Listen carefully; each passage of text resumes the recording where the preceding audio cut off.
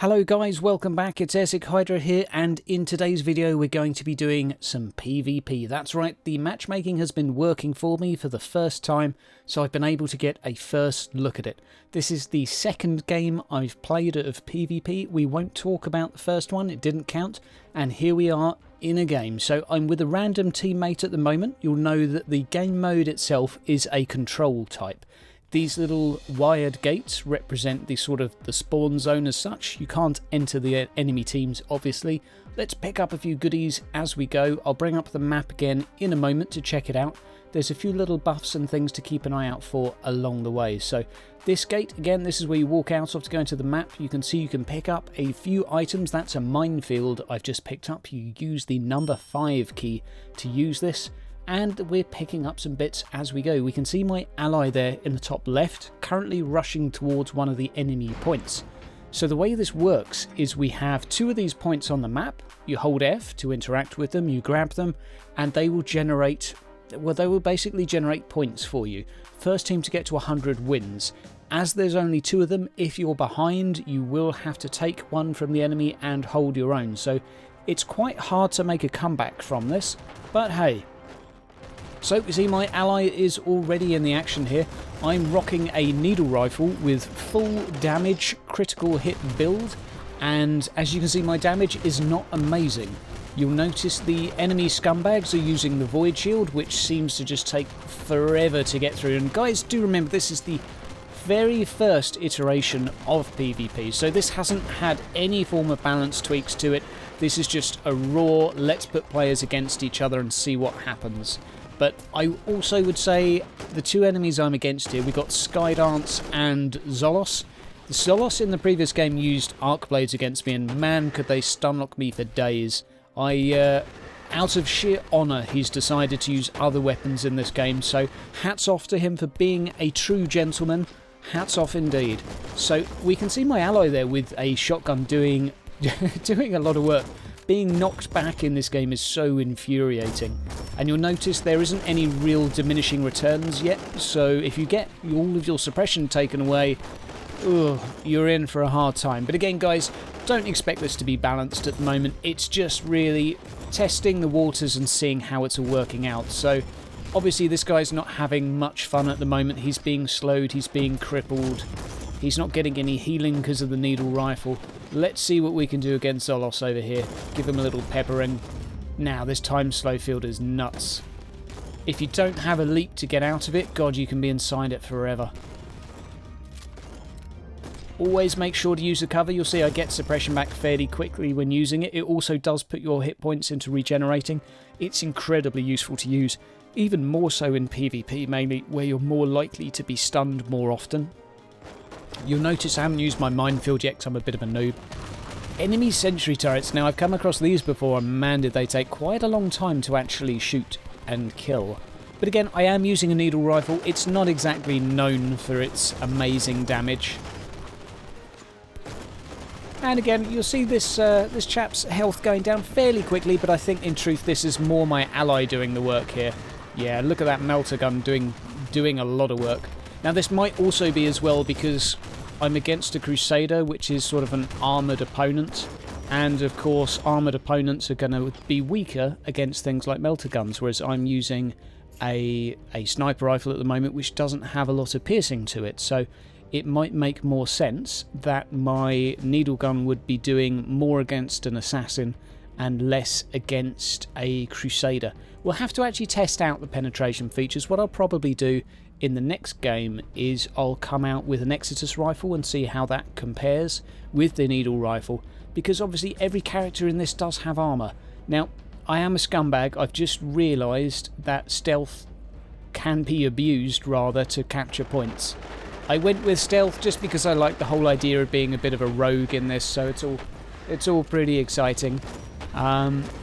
It's a little bit scumbag at the moment, I will admit, because you can stealth quite quickly out of combat. You'll see me use it eventually to run away from people and disengage from fights.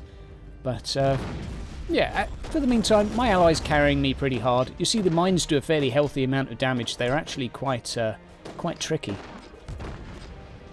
And you'll see for the grenade ability, I'm using digital weapons at the moment, and digital weapons, they're pretty good. They give you a critical hit chance. I'm rocking something like 40% crit at the moment with all of the stats sort of calculated in, so it's a pretty healthy number. Give another 10% to that and it's pretty decent.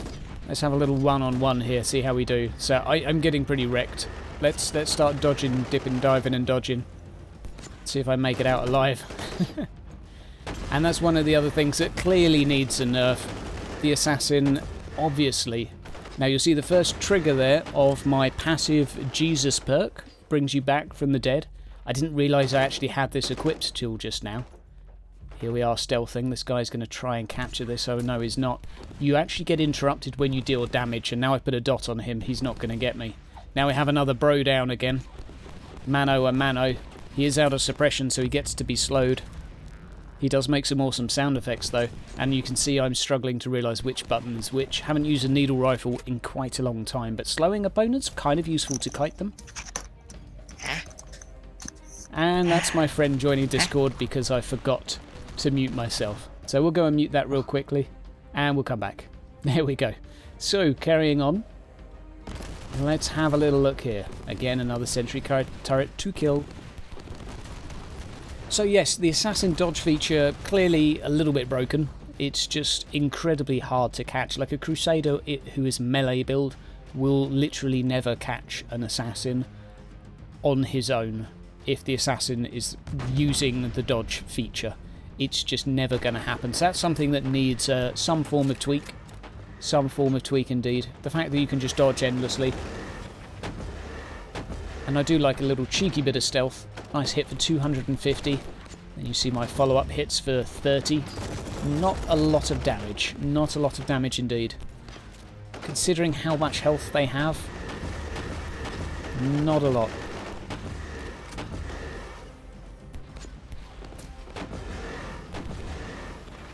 Okay, so here we go with Zolos again. He's pretty on point with a sword. He really does clearly like this. Giving it a good swing, but I'm giving it a good dodge. Bit messy, it has to be said. Don't step through the minefield. Let's go around that. Okay, clearly I'm a little bit confused, but I'm trying to figure out what I'm doing at the moment. Struggling a little bit with controls still. But we'll figure out what's going on. Now, will he chase me until he kills me? That's the question. Don't walk through the minefield. Okay, I think he's using an Exodus rifle. I might be wrong, but he's nearly out of suppression. I'm nearly dead, but thankfully my ally has come to save the day again. And there's that annoying slow field again. But stealth here to save the day. Ooh, 500 damage. It actually looks like an aim shot from stealth is one of the few bits of burst damage you have as an assassin. 500 damage for that one attack. Oh, here we go. He's trying to backdoor us. Let's go take him down. Another hit for 400. Very nice indeed. And then you see the follow-up attacks here doing absolutely bugger all. So it might be a feature of the aim shot perhaps having some penetration and the other shots not. But there you go. Getting close to dying again. And something I've not done in this game, which I probably should have, is gone back to the base more often to grab the resources. But I can run away while stealth. Obviously he's shooting me, which hasn't knocked me out of stealth for some reason. But hey, I managed to get out and get away. I think at the moment I'm probably not stealth, but it looks like I'm stealth. I might be wrong.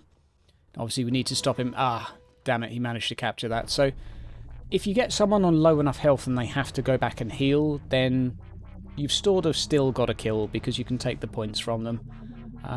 I would say it's really hard to kill tanky builds in this at the moment, though. That's something that really needs to sort of be catered to or balanced in some way. If someone is actually built really tanky, there, especially with regen, God, they're insanely frustrating to kill.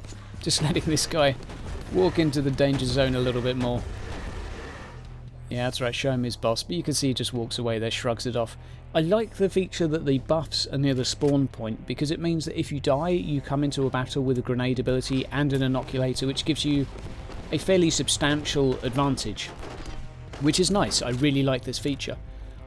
One of the downsides I kind of feel is this middle portion of the map has well, it has just nothing going on at the moment, so you sort of find yourself walking through it, but most maps have normally something in the middle to fight over.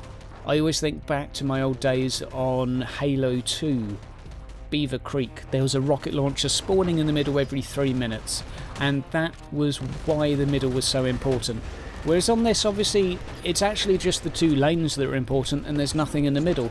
It's, in that sense, maybe it's a little bit more like a MOBA, where the action is more in the lanes, that's where the objectives are. But even then, in MOBAs, they have things in basically this middle portion, let's call it the jungle. They have something in there to make it relevant, so it doesn't necessarily have to be anything massive. They don't have to like put a Nurgle Dreadnought or something like that there, but hey, that's not such a bad idea. If you get a demon spawns that goes for the winning team every now and again, that's a pretty cool feature, I think. Something that automatically prevents snowballing. I like that. The problem is, if they did put a massive buff in the middle, is then you've got the issue that the team that's winning will generally have control of it, and therefore they're going to snowball a little bit harder. But you can see I'm just pausing to chat with Zolos and apologise here, because I had no idea that I had the Jesus perk. It just saved my life again. I am invulnerable in this game, and I can only apologise. I forgot to take it off. For those of you that haven't unlocked the Jesus perk, it is pretty scumbag, but hey, if you die, it brings you back from the dead 3 seconds later. So, and he's also accusing us of being in Discord working as a team, which we're not. But guys, I hope you've enjoyed the video. I hope you like this brief look at PvP and what it can be like. Hopefully you're as excited for it as I am. Obviously it needs a bit of balance work. There are some features that clearly just aren't working. But hey, what a bit of fun this has been. Leave your thoughts down in the comments below, and I'll speak to you soon.